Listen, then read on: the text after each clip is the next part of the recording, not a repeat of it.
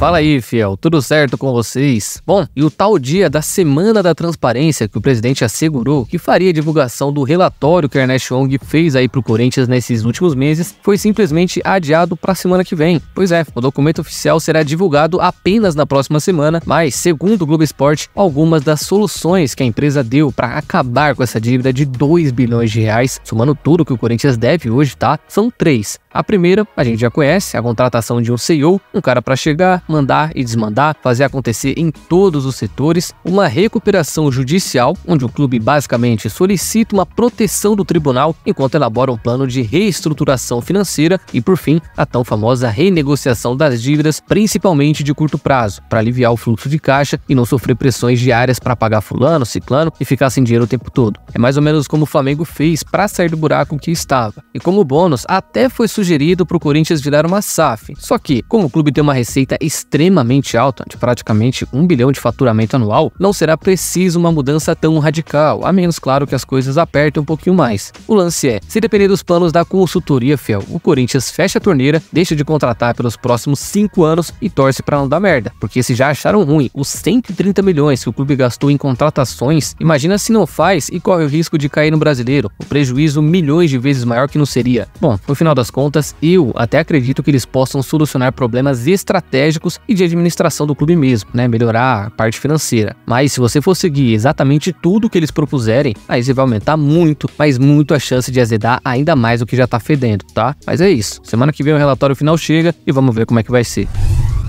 Mano, o que tá acontecendo com a base do Corinthians? É uma coisa de louco, fiel. Pô, vocês veem que quase todo dia chega uma contratação nova. Só essa temporada mesmo foram mais de 30 entre sub-17 e 20 para chegar ontem e essa mesma base perder de 4-0 pro Cuiabá em plena fazendinha. 4-0, irmão. O Corinthians não pode ser humilhado dessa forma pro Cuiabá em nenhum esporte do mundo. Isso é inaceitável, fiel. O que o Augusto tá fazendo com os moleques é caso para ser investigado pela polícia. Aí vão falar que a culpa é do Danilo e, de fato, tem muita porcentagem nisso também. Só ficou no cargo porque venceu a copinha, pra vocês verem que a diretoria não tem planejamento, deixou o cara porque venceu o título e agora tá largado aí. Só que além do trabalho dele já ser ruim, que isso já faz uns bons anos, a obra-prima que ele tem também é péssima. Cara, dos 20 e tantos contratados pro sub-20, nenhum, literalmente nenhum tem condições de estar onde está. Pô, a maioria não foi nem relacionada até agora, só fica treinando com um tal de sub-18, que segundo a diretoria é pra seguir um modelo europeu, que lá tem um tal de sub-18, sub-23, e aí estão querendo fazer isso também, contratando trilhões de jogadores pra uma categoria que sequer tem um campeonato oficial aqui no Brasil. Ah, mano, é pra deixar qualquer um sem palavras, né? Mas é isso aí, fiel, é isso aí, tá tudo certo, né? Segundo o presidente, o Corinthians vai ter um choque de gestão e você pode ter certeza que coisas melhores virão. Mesmo porque o Corinthians é um clube muito grande pra ficar na mão de pessoas como o da RT, né, Augusto?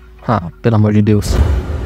De passagem aqui no Brasil, o presidente do Sevilha, cujo nome não importa muito, foi procurado pelo Augusto nessa terça-feira, né? Foram jantar em um restaurante lá na Zona Sul para tratarem sobre alguns assuntos, e dentre eles sobre a contratação de Eric Lamela. Pois é, de novo essa história do meio argentino que cada dia mais fica perto do fim de seu contrato e que não necessariamente precisa mais de alguma aprovação do Sevilha. Então, pelo que parece, a conversa foi mais referente ao jogador, parte física, valores, onde joga e coisas do tipo, e não para fazer alguma proposta aos espanhóis que não precisam analisar mais nada. Inclusive, a informação é que o Corinthians já até enviou um documento ao staff do jogador prometendo ali um contrato de 3 anos e com valores considerados em conta pelos argentinos, né? Gostaram do que foi proposto, no entanto, é aquela velha história, né? Só vai aceitar vir pro Brasil se não tiver mais nada de interessante lá fora. A prioridade, obviamente, é a Europa e se não der em nada, aí sim eles vão para a última opção, que no caso é a gente. Mas cara, tudo bem, é um bom jogador, ou pelo menos já foi, caberia nesse time, não vou mentir, se não fosse tão caro. Maluco, se o Augusto tá oferecendo um contrato de 3 anos para um jogador como ele, que já tem 32, é porque os valores certamente estão muito altos. Pô, teve que diluir em 3 anos para ter condição de pagar, fiel. E aí o cara chega aqui com status de craque, para entregar um futebol nota 7, nota 6, sem ver a camisa, sem ter impacto nenhum e com uma grande chance mesmo de lesionar já no primeiro dia, tá? Se tem gente que reclama do Coronado, do Palácio, é porque não viu esse cara. Tem um histórico de lesão absurdo.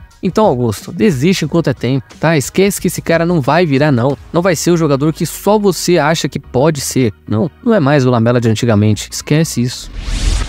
É, fiel, e quando a gente pensa que o Wesley não vai ficar até o fim do ano no Corinthians, cada dia mais a gente tem certeza disso. Até porque hoje, de acordo com o portal do GE, o agente do garoto teria ido à Europa para discutir valores com equipes interessadas por lá. E nessa, até teria definido um valor mínimo para negociar o seu jovem cliente de 25 milhões de euros, tá? Que a gente já até falava aqui antes, mas que agora meio que foi confirmado. E até então, fiel, só ressaltar que não chegaram outras propostas, além daquela do West Ham, que parece que ofereceu 18 milhões de euros e foi recusada. Foi a mais concreta e a única pública até o momento, tá? Só que agora, fiel, imagina comigo, o Wesley tá aí em alta, jogando muito, sendo o principal destaque do time no momento, e tudo isso há poucas semanas da janela. Pô, logicamente que tem muito mais por vir, né? A gente sabe que essas janelas vão ser recheadas de propostas por ele. E aí fica a questão, caso o Corinthians encontre um bom comprador e venda o menino nessa janela, vai fazer o que depois? Sem Wesley, quem que vai jogar ali? Porque a temporada não acaba no meio do ano, né? Tem mais alguns meses pela frente. Então você vai fazer o quê? Vai mudar o esquema para pôr um Coronado da vida? Vai usar o dinheiro para trazer um outro ponta? Ou não tem esse planejamento ainda? Pois bem, a venda é certa, por 25, 30, que ele vai sair eu já sei. Agora eu quero saber como é que vai ser feita essa reposição. Lembrando que o Kaique, que jogou muito na copinha e até poderia ser essa nova aposta por ali, não vai subir tão cedo, tá, fiel? Ali vocês podem esperar mais um ano, porque tem muita coisa para melhorar. Então,